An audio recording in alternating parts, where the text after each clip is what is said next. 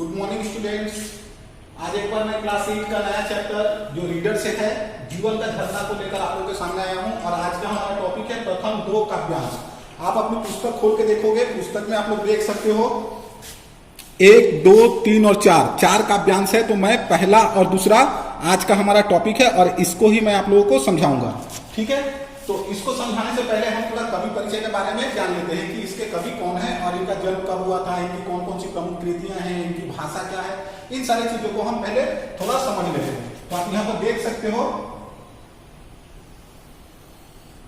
कवि का नाम है आरसी प्रसाद सिंह।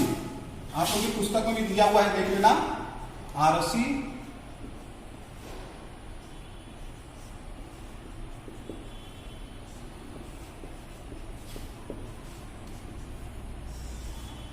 इनका जन्म हुआ था 19 अगस्त 1911 को।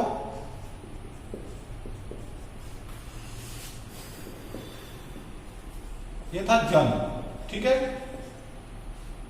कहां हुआ था ये मुझे उतनी जानने की जरूरत नहीं है, बस हम थोड़ा सारांश के रूप में इनको समझ लेते हैं। ठीक है, क्योंकि हमें मूल रूप से प्रथम दो काव्यांश को ही समझाना हमारा मूल उद्देश्य है। दूसरा नंबर में हम देखते हैं इनका प्रिय विषय था प्रकृति वर्णन या प्रकृति चित्रण। प्रिय विषय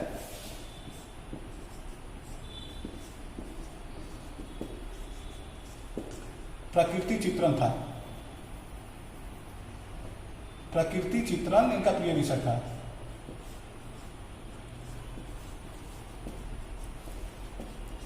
ठीक है, 3 नंबर में हम कह सकते हैं इनकी रचनाओं में, अगर काव्यगत विशेषता को हम बाद में देखते, पहले इनकी रचनाओं को हम देख लेते हैं। ठीक है, तो इनकी रचनाओं में है रचनाओं लिख लेते हैं।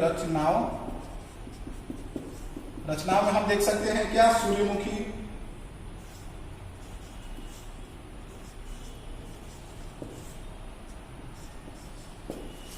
इसके बाद कलापी, इसके बाद संचयता,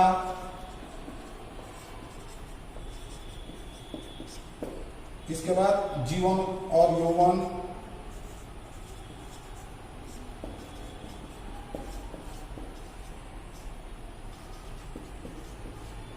ये इनकी प्रमुख रचना है। इसमें ये जो सूर्यमुखी रचना है, ये सूर्यमुखी रचना के लिए इन्हें साहित्य अकादमी पुरस्कार भी मिला था।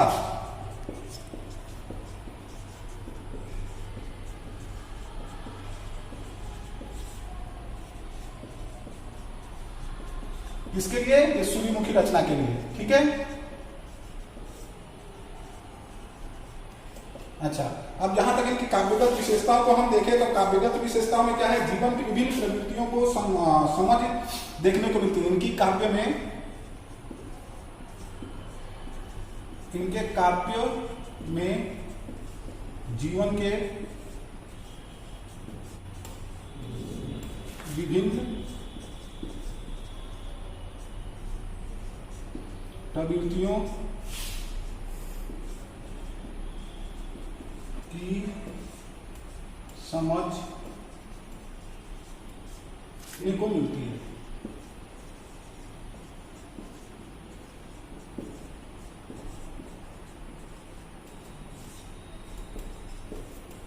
तो ये रहा हमारा उनका जीवन परिचय। उनका जन्म बता दिया 1911 में हुआ था। प्रिय उनका जो काव्यगत या काव्य रचना करने का प्रिय वस्तु क्या था, प्रकृति चित्रण। रचनाओं में हम देख सकते हैं सूर्यमुखी, कलापी, संचयता, जीवन और यौवन। इसमें सूर्यमुखी जो रचना थी, इस रचना के लिए ही उन्हें साहित्य अकादमी पुरस्कार भी मिला था। और इनकी काव्यगत विशेषताओं को हम देखें तो काव्यगत विशेषता में हम कह सकते हैं कि जीवन के विभिन्न परिस्थितियों या प्रवृत्तियों को समझ हमें इनके काव्य के द्वारा देखने को मिलती है या समझने को मिलती है। ठीक है, अब हम आ जाते हैं प्रथम दो काव्यांश पर। आप लोग देख सकते हो प्रथम दो काव्यांश में क्या है, यह जीवन क्या है, निर्जर है। निर्जर का मतलब है झरना। ये जो जीवन का झरना कविता है, इसमें आरसी प्रसाद सिंह जी ने जीवन को झरने के साथ तुलना की है कि जिस प्रकार झरना मस्त मौला जीवन व्यतीत करते हुए निरंतर आगे की ओर बढ़ता रहता है, वह अपने पथ में आने वाले कोई भी बाधा या दुविधा से घबराता नहीं है, बल्कि वह निरंतर आगे बढ़ता है। हम मनुष्य को भी बिल्कुल, या हम मनुष्य के जीवन को भी बिल्कुल उसी प्रकार झरने से सीख लेनी चाहिए और अपने जीवन में जितनी भी आपत्ति, विपद, सुख, दुख जो भी आए, हमें उसका डट कर सामना करना चाहिए और निरंतर आगे की ओर बढ़ते रहना चाहिए। ये हमें ये झरना के माध्यम से हम मनुष्यों को यह सीख देने को दे रहे हैं। कभी जो मैं यहाँ पर बता दिया था, जीवन की विविध प्रवृत्तियों की समझ देखने को मिलती है, तो यहाँ झरना के माध्यम से हमारे जीवन की प्रवृत्ति देखने को मिलती है। कैसी प्रवृत्ति? कि हमें झरने के समान होना चाहिए, और जिस प्रकार झरना सुख दुख या जैसी भी कठिन परिस्थितियों को निरंतर आगे बढ़ता है, हमें भी निरंतर आगे बढ़ते रहना चाहिए। अब हम देखो क्या करते हैं, पहले इसके कुछ शब्दार्थ को देख लेते हैं। शब्दार्थ को देखने के बाद आप लोग पुस्तक में देख ही सकते हो, ठीक है। तो मैं शब्दार्थ को यहाँ लिख रहा हूं। तो हम पहले क्या करते हैं, इसमें जो 8 पंक्ति है, 8 पंक्ति के शब्दार्थ को हम पहले समझ लेते हैं। शब्दार्थ में आप देख सकते हो, पहला क्या है, निर्झर। पहला ही है निर्झर। निर्झर का अर्थ होता है झरना, ठीक है। दूसरा है तीर। तीर का अर्थ होता है किनारा। तीसरा है अंतर। अंतर का अर्थ होता है भीतर। चौथा है समतल। समतल का अर्थ होता है मैदान। पांचवा है यौवन। यौवन, यौवन का अर्थ होता है युवावस्था।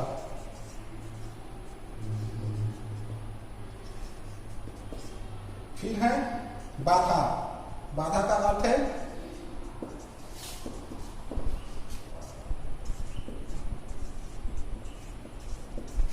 फिर है ना, बाधा हो गया। फिर वन, टकराता यौवन। यौवन हो गया मदमाता। मदमाता मतलब मस्त मौला।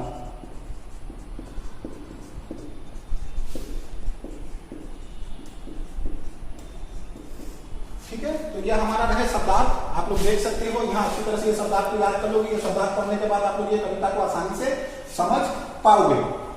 तो अब हम देखो क्या करते हैं, कविता को समझते हैं। देखो कविता में क्या है, जीवन का झरना कविता आरसी प्रसाद सिंह की प्रेरणादायी कविता है, जिसमें उन्होंने जीवन की तुलना क्या किए हैं, झरने के साथ किए हैं। जिस प्रकार झरना क्या करता है, निरंतर गतिशील रहता है, और गतिशील रहने के कारण क्या करता है, वह अपने जीवन को मस्त मौला जीवन में व्यतीत करता है। ठीक उसी प्रकार क्या कहते हैं, कवि कहते हैं कि हमें भी निरंतर गतिशील रहना चाहिए। अर्थात झरने के माध्यम से कवि ने हम मनुष्यों को निरंतर गतिशील रहने की प्रेरणा दी है। अब देखो पहला जो ये है, इसको मैं समझा दे रहा हूं। देखो क्या है, क्या जीवन क्या है, निर्जर है, मस्ती इसका पानी है। कवि कह रहे हैं कि जीवन क्या है, जीवन एक झरना है। जिस प्रकार झरने का मस्ती क्या है, उसका पानी है, ठीक उसी प्रकार हमारा जीवन भी क्या है, सुख और दुख, अर्थात सुखी ही हमारे जीवन का मस्ती है। अर्थात कवि कहते हैं कि हमारा जीवन झरने के समान है। जिस प्रकार झरना की मस्ती उसका पानी है, वैसे ही हमारे जीवन का मस्ती सुख और आनंद है। झरना का मस्ती क्या है, पानी है, और हमारा मस्ती क्या है, सुख और आनंद है। कवि कहते हैं कि झरना जब आगे की ओर बढ़ता है तो उसके मार्ग में अनेक बाधाएं आती हैं, परंतु वह क्या करता है, उन बाधाओं से टकराता है, उन बाधाओं का डटकर सामना करता है, और अपना मार्ग ठीक वह ढूंढ लेता है और आगे की ओर निकल जाता है, बाधा को पीछे छोड़कर। अर्थात दूसरे शब्दों में कवि कहते हैं कि जिस प्रकार झरना अपने मार्ग में आने वाले बाधाओं से घबराता नहीं है, ठीक उसी प्रकार हमें भी अपने जीवन में आने वाले दुख से घबराना नहीं है, बल्कि झरने के समान जिस प्रकार झरना क्या करता है, अपने मार्ग में आने वाले बाधा का डट कर सामना करता है, हम मनुष्य को भी अपने दुख का डट कर सामना करना चाहिए, और उस दुख से वह किस प्रकार निवारण पा सके उससे हमें सोचना चाहिए। यह ना कि हमें दुख में क्या होना चाहिए, हताश निराश होकर चुपचाप बैठ जाना चाहिए। जिस प्रकार झरना, दूसरा उदाहरण कवि कहते हैं कि कब फूटा गिरी के अंतर से, कवि कहते हैं कि जिस प्रकार झरना पत्थरों से टकराता हुआ आगे बढ़ता है, उसी प्रकार हमें भी उन पत्थर रूपी बाधाओं से या पत्थर रूपी दुख से निरंतर आगे की ओर बढ़ते रहना चाहिए, उनका सामना करके। अंत में हम कह सकते हैं कि प्रथम जो 4 पंक्ति है उसमें कवि क्या कहना चाहते हैं, कवि कहते हैं कि हमें झरने के द्वारा गतिशील और प्रगतिशील रहने की प्रेरणा दी गई है। अर्थात जिस प्रकार झरना गतिशील रहता है, हम मनुष्यों को भी गतिशील रहना चाहिए। क्योंकि जब हम गतिशील रहेंगे तभी हम क्या होंगे, प्रगतिशील रहेंगे। दूसरे पंक्ति में देखो क्या कवि कहते हैं कि निर्झर में गति है, यौवन है वह आगे की ओर बढ़ता जाता है। कवि कहते हैं कि निर्झर में क्या है, गति है, वह युवावस्था है। इस समय कोई भी युवावस्था में क्या होता है, गतिमान या गतिशील या हमारे अंदर ताकत बहुत अधिक रहती है। झरना भी जब युवावस्था में है तो उस समय क्या है, उसके पास अधिक गति है और इस गति के कारण वह क्या कर रहा है, उसके अंदर सिर्फ धुन, किस प्रकार की धुन है, सिर्फ चलने की धुन है, आगे की ओर बढ़ते रहने की धुन है। इस परिस्थिति में उसके मार्ग में चाहे जितनी भी विपद या बाधाएं आए वह उसका कोई परवाह नहीं करता है, बल्कि अपने मस्त मौला जीवन में वह क्या करता है, गाता हुआ आगे की ओर बढ़ते रहता है। ठीक है, जिस प्रकार झरना, अब कवि कहते हैं कि जिस प्रकार झरना बिना रुके अबाध गति से बढ़ता जाता है, झरने की राह में पहाड़ देखो है ना, धुन नसीब करने का बाधा के रोड़ों से लड़ता, वन के पेड़ों से टकराता। अर्थात कवि कहते हैं कि जिस प्रकार झरने के मार्ग में क्या होता है, बहुत से रोड़ा या बाधा पड़ते हैं, वह रोड़ा और बाधा क्या क्या होते हैं, वह रोड़ा और बाधा है पहाड़, जंगल जैसी अनेक कठिनाइयां आती है, परंतु फिर भी वह क्या करता है, झरना अबाध गति को रोक नहीं पाते। अर्थात ये जो बाधाएं हैं वह झरना के अबाध गति को रोक नहीं पाते और क्या करता है, झरना आगे की ओर बढ़ते रहता है। क्यों? क्योंकि उसमें गति है, स्फूर्ति है और वह जीवन के आगे बढ़ने की लगन उसमें होती है। ठीक उसी प्रकार हम मनुष्यों को भी क्या है, कवि कहते हैं कि हम मनुष्यों में भी जीवन में अपने लक्ष्य की प्राप्ति करने के लिए निरंतर गतिशील रहना चाहिए। जिस प्रकार झरना रहता है, मनुष्य के जीवन में भी अनेकों बाधाएं आती है और यह गतिशील बनने के लिए मनुष्य के जीवन में भी क्या होता है, बहुत सी बाधाएं आती हैं। लेकिन हम मनुष्य को क्या करना चाहिए, उन बाधाओं को डटकर सामना करना चाहिए, बल्कि उसे देखकर घबराना नहीं चाहिए। अतः गतिशील रहने में ही मनुष्य जीवन की सार्थकता उपलब्ध होती है या सिद्ध होती है। कभी कहते हैं कि झरना जिस प्रकार गतिशील है, हम मनुष्यों को भी गतिशील रहना चाहिए और जब हम गतिशील रहेंगे तब क्या होगी, हमारे जीवन सार्थक होगा, हमारा जीवन की सार्थकता संपूर्ण होगी। इस प्रकार कवि कहते हैं, अंतिम में हम कह सकते हैं कि इस प्रकार कवि कहते हैं कि जीवन और झरना का आपस में गतिशीलता के माध्यम से तुलना की गई है। ये जो पंक्ति है इसमें जीवन के साथ जो झरना की तुलना की गई है वह केवल गतिशीलता के कारण की गई है। ठीक है, आशा करते हैं आप लोगों को यह पंक्ति दोनों प्रथम दो काव्यांश समझ में आया। मैं थोड़ा स्पीड बोल गया हूँ, अगर नहीं समझ में आया तो आप लोग क्या करोगे, इसे 1 2 3 बार ध्यान से सुनोगे, समझ में आ जाएगा। शब्दार्थ इसकी भली भांति से याद करोगे। जब नेक्स्ट वीडियो हम आएंगे तो अंतिम जो 2 काव्यांश रहेंगे, मैं आप लोगों को पहले दिन पाठ्य पुस्तक में दिखा दिया था कि 4 भागों में बांटा गया, तो 2 भाग में आप लोगों को समझा दिया और 2 भाग नेक्स्ट वीडियो में फिर आप लोगों के समक्ष लेकर आएंगे। तब तक थैंक यू, धन्यवाद। इसे अच्छी तरह से आप लोग पढ़ें और हमारे वीडियो को ध्यान से सुनिए।